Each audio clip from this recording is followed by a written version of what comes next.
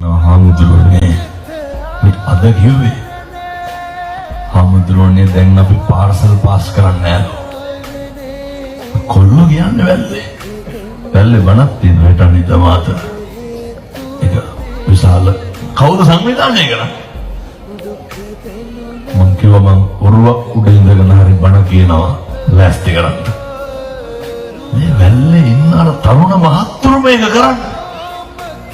ධර්මයේ ආශ්චර්යානුභවය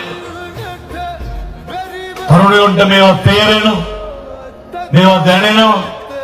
තරුණයෝ තේරුම් ගන්න ඕනේ අවුරුදු 25ක් වෙනකොට සමහර කොල්ලෝ ඉන්නවා අතේ දාන්න බ්‍රේස්ලට් එකක් නෝ අවුරුදු 25ක් වෙනකොට ගෙදර টয়ලට් එකේ දොරට ගහලා තියෙන රීප්ප පටි දෙකකුයි තහඩුවකුයි කොල්ලට අවුරුදු 25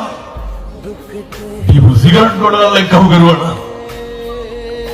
මේ ඔය තැන් වල හැන්දෑවේ කායක ගඳ බිබි වනවත්තන්න ඕනේ.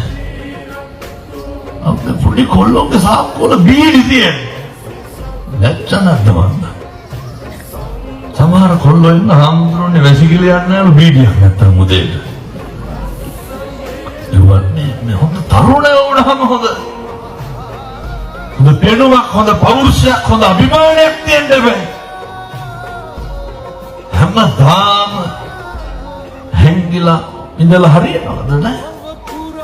කුඹුරු හැඩ කෙරුවත් ඒවා බොහොම ගරු ගාම්භීර විදියට කරන්න ඕන අපි කියන්නේ සේරටම දොස්තරලා ඉංජිනේරුවෝ එහෙම නෙමෙයි අර බුදුහාමුදුරුවෝ ගන්නපු කවුද මේවා කියන්නේ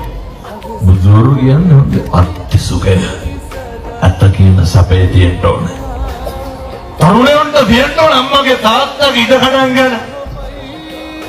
බලාගෙන ඉන්නත් ගොඩනගෙන්න පුළුවන් හොඳ පෞරුෂයක් භෝග සුඛය අනන සුඛය